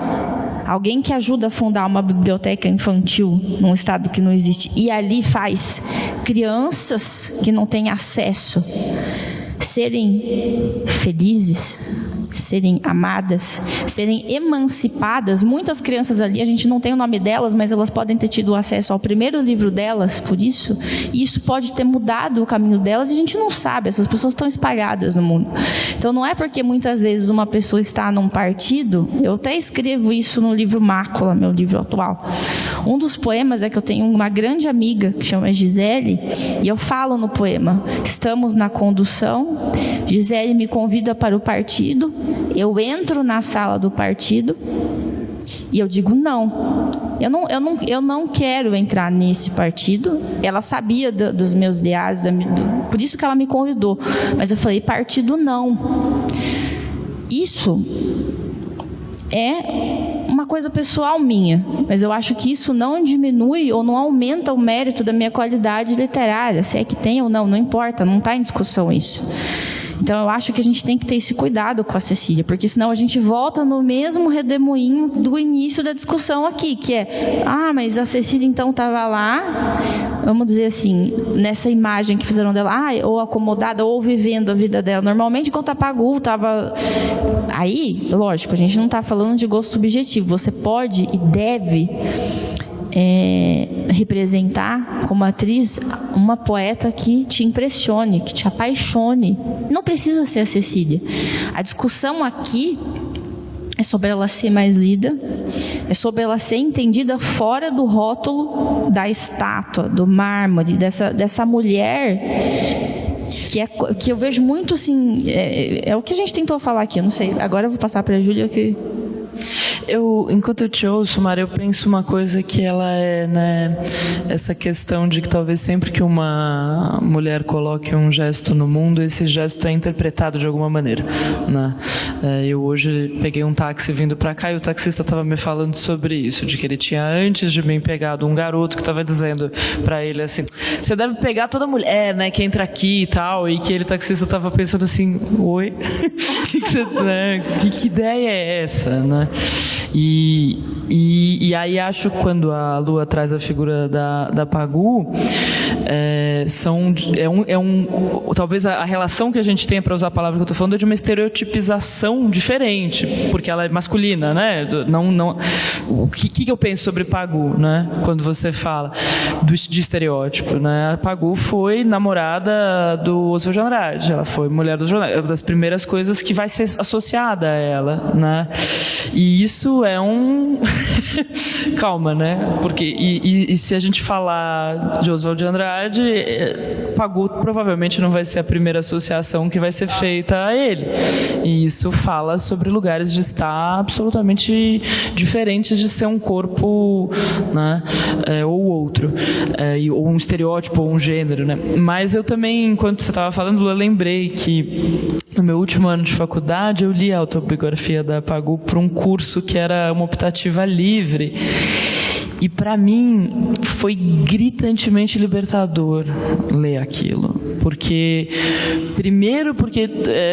eu li a Ana Cristina César já há muitos anos e de repente foi uma coisa assim, olha, uma mulher lá no começo do século tornando a autobiografia literatura, ela está falando assim da vida e isso me interessa, né? Então foi muito um outro tipo de explosão, né?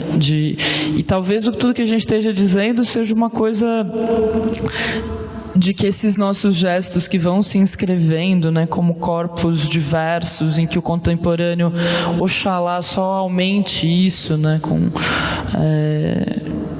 da diversidade poder, né, como a Mariana disse com outras palavras, mas da minoria se representar o que ela é, que é maioria, né? uma coisa um pouco por aí, mas que isso possa tirar os estereótipos, tirar muitas vezes essas normatividades dos corpos. E quando a Mari estava falando, eu estava pensando assim, a Cecília ela é vista como a escritora que está no gabinete com a mesma, uma coisa muito próxima da Sofia de Mello Breiner Andressen, né, em Portugal. E que aí era realmente uma mulher de uma elite riquíssima e muito culta, né, é outra história, mas a Cecília não. E tudo bem também a Sofia ter a vida que ela teve, né, uma coisa um pouco por aí, né, a gente não, sei lá, raramente vai questionar, sei lá, um escritor que tenha sido diplomata, mas o fato de que a Sofia foi mulher de é uma coisa que é colocada, né, é uma coisa um pouco por aí. E ao mesmo tempo, em todos os momentos, vou fazer uma coisa meio performática agora, mas em todos os momentos que você estava falando, Mari, toda hora eu pensava assim, e viva Bell Hooks, né? E viva Bell Hooks, porque no limite tudo isso que a gente está falando tem a ver com essa entidade orixá Bell Hooks. Eu anotei, mas eu não falei. Que ela fez falou assim, a poesia sustenta a vida.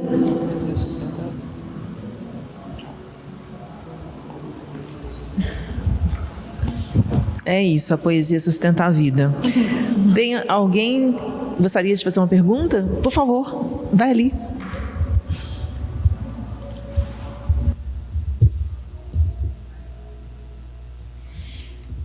Eu queria saber, primeiro, se vocês não... nesse lugar que vocês falaram da Cecília Meirelles, às vezes não fica como pensando no isto ou aquilo, que ela mesma diz, e talvez ela não está em nenhum dos dois lugares e por isso ela consegue transitar de uma forma que lá atrás ela precisava ser vista desse jeito para poder estar, assim como hoje você fala dela e vê ela como ela era e ela consegue fazer isso continuamente. E assim como para a academia talvez ela seja necessário, gente, é difícil respirar de máscara, seja necessário ela ser isso, e ao mesmo tempo que uma criança da comunidade que canta Leilão de Jardim, por exemplo, chega na adolescência lendo a poesia completa dela e entendendo, mesmo que a linguagem seja diferente. Vocês já pensaram sobre como ela consegue existir, diferente da Pagu, que também é incrível, mas por ela ter essa urgência de ser uma coisa ou outra, ela acaba perdendo força num lugar. E a Cecília não, a Cecília ela consegue, não que Pagu tenha deixado de existir, mas ela consegue ser contínua e estar sempre. E isso também não é força, isso também talvez seja uma coisa que ela tenha optado por uma proteção, a voz, o jeito, as fotos, tudo. Quase assim, o equilíbrio da resistência. Sobrevivência, né? Isso. E a Cecília... não, achei que tinha desligado, sei lá por quê. A Cecília ela tem uma frase muito impactante, que ela diz que a intenção é a perfeição. A intenção. Então, com certeza, voltando para o que a Lulu falou. Vou anotar. Então, a intenção da Pagu ou a intenção da Cecília são intenções indiscutíveis. Foram sobreviver, resistir, fazer arte, fazer a diferença, tentar da dor do mundo trazer para as pessoas através das palavras delas, vamos dizer assim, janelas, respiros. Então, eu acho que a Cecília tinha essa visão, essa frase tão forte de que a perfeição só existia na intenção, porque realmente a gente sabe que a perfeição não existe, mas a intenção sempre existe. Então, acho que foi... Qual é o seu nome? Nina. Nina. A Nina, eu acho que ela assim, foi perfeita. Eu fiquei assim, quase te aplaudia. Falei, cara, que incrível que ela falou. Porque eu achei muito perfeito. Eu acho que você respondeu melhor do que o que ela tinha falado. Porque eu acho que sim, um pouco do que você falou, que você queria entender assim, a Cecília, porque eu achei que foi muito legal, porque ficou uma coisa assim. A Pagu vem com, vamos dizer assim, um furacão, um tsunami e traz à tona ali na poesia, que estou dizendo do texto. E às vezes a Cecília, ela vai trazendo todos, vamos dizer assim, redemoinhos e coisas que vão e vêm assim, mas não são tão... Mas são em pequenos gestos e delicadezas, são muito fortes, como essa frase. Então, é por isso que eu bato o martelo para falar, gente, não vamos segmentar, vamos aglomerar essa mulherada. Eu acho que é muito forte o que você está dizendo, Nina, porque são práticas mesmo de sobrevivência de limiares, né? Assim, que a pessoa, por onde é que ela consegue passar numa época e num tempo, né? E eu imagino uma coisa, né, muito também a partir dos relatos biográficos que a Mariana trouxe sobre a Cecília. cara, não é fácil você criar um projeto de um livro, se manter nele, produzir, escrever, e a gente tem isso, né? De uma mulher com toda essa história, né? E que provavelmente todos esses gestos públicos dela, um modo tanto de apresentação, ele foi uma estereotipização de época para cima dela, mas também uma forma dela de poder conviver e ser ouvida, né? E ser, né, escutada num tempo. E são gestos, né, diferentes do mundo. E enquanto eu estava falando, eu estava lembrando de um verso do Roman, do meu último livro, que é de um poema chamado A Importância de Ser Ninguém. E que o poema termina dizendo que ninguém é importante porque tem uma voz, né? E eu acho que é um pouco isso que tua pergunta me remete, assim, né? Que é o que é vivo, o que tem uma voz é importante, né? E o modo como se coloca também é um gesto de vida, né?